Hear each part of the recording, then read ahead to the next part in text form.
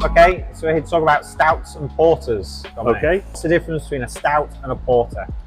Well, porters have been around since the early 18th century, and they were a new style of highly hopped brown ale or dark beer that became very popular with some of the workers in London who were known as porters at the time. The difference between stout and a porter is that the stout refers to the stoutest porter, and eventually that just got shortened to stout.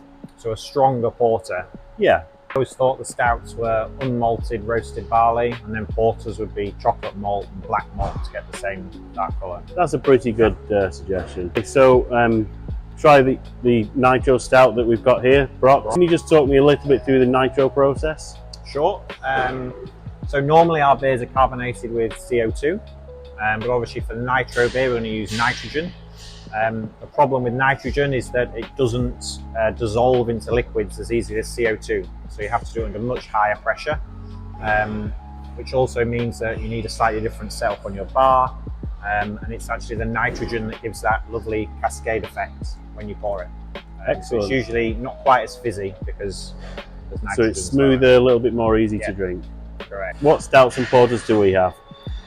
Brock, as you just mentioned, our nitro stout, and then our porter, Cocoa Wonderland, our chocolate porter, 6.8%. I'm going to try the Brock now. It's been a while since I've had a pint. Yeah. So, very smooth, lots of little chocolate flavours.